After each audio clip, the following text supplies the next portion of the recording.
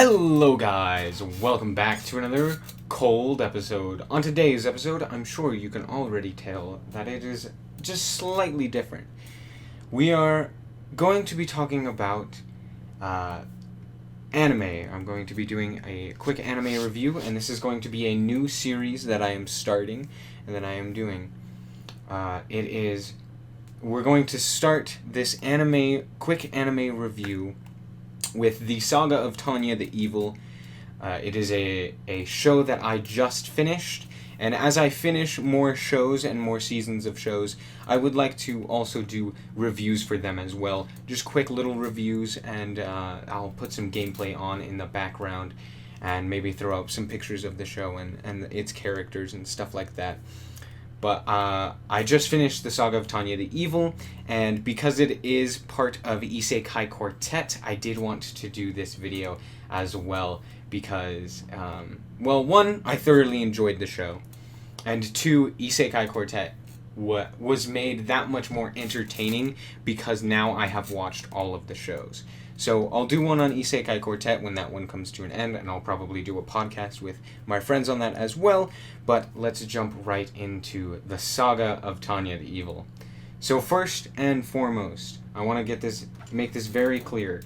This is very heavily focused on Tanya specifically. It is her show, and it is her story. That being said, it is an isekai, so technically she is a he because he was born into our world around our time, but then was sent to an alternate universe, I should say, in the same Earth geographically, but with like different countries and stuff like that. To live out as Tanya.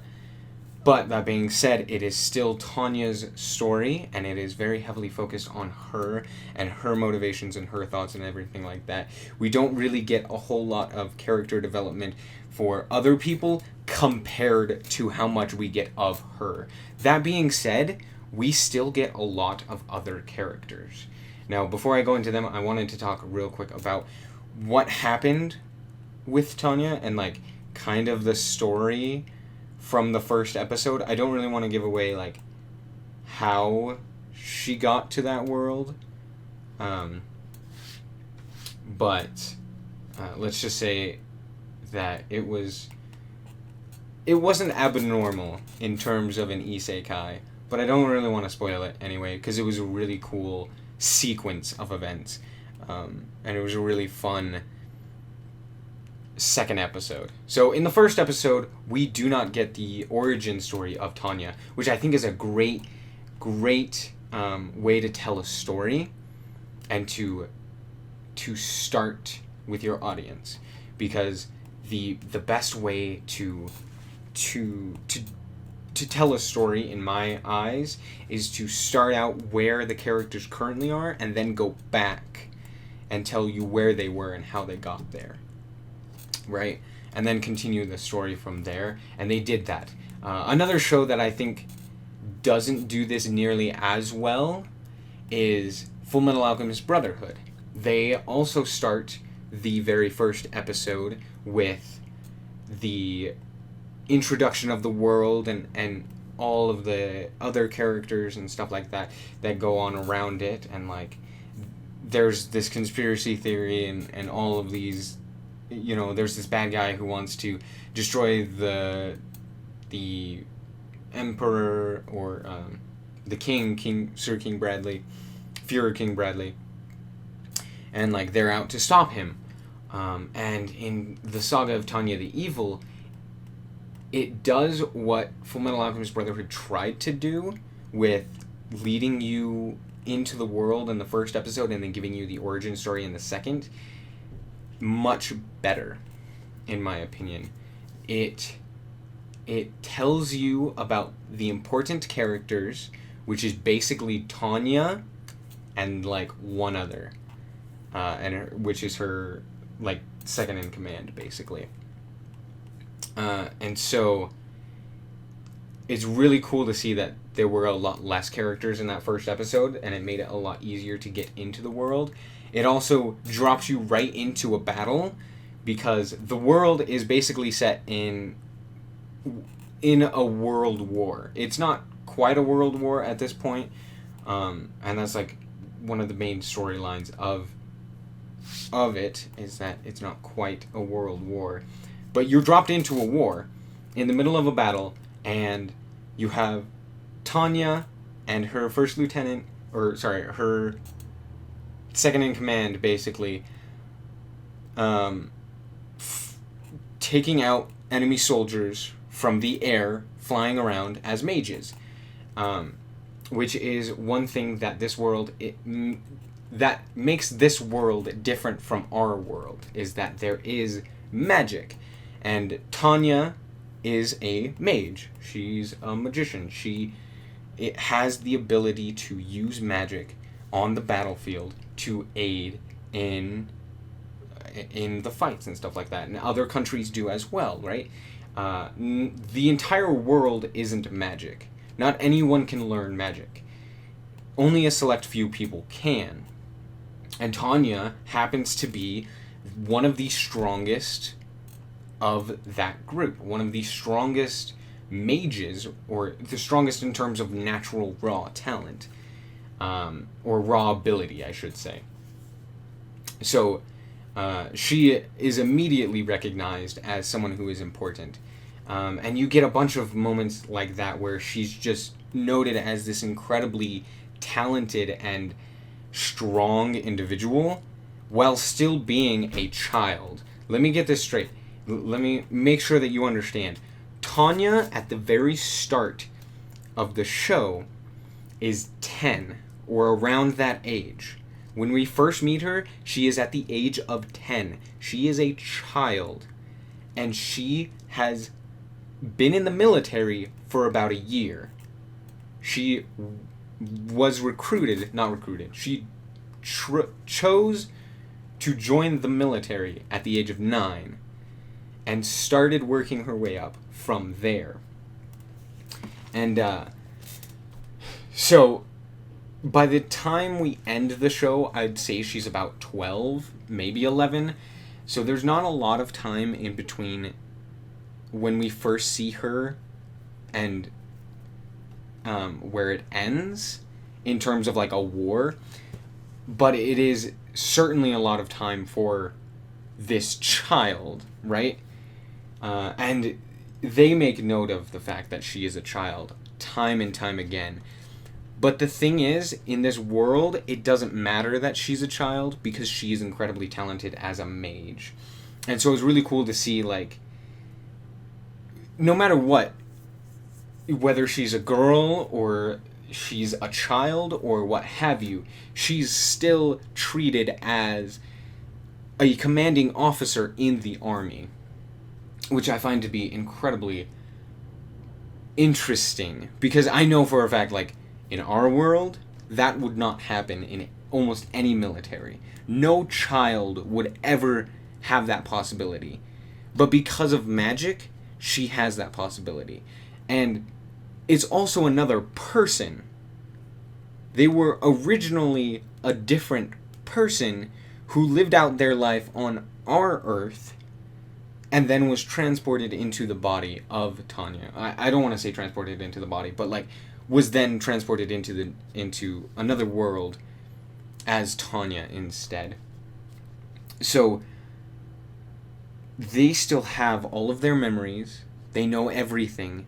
And in the first episode, we see that Tanya is considered a devil to many of these other people because she is insanely just ruthless.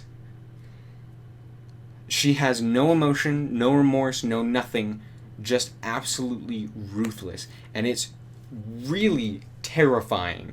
She is a terrifying character. And it's really, really entertaining. That being said, I want to move on. You've basically heard enough about the world, and I wanted to talk about the side characters real quick.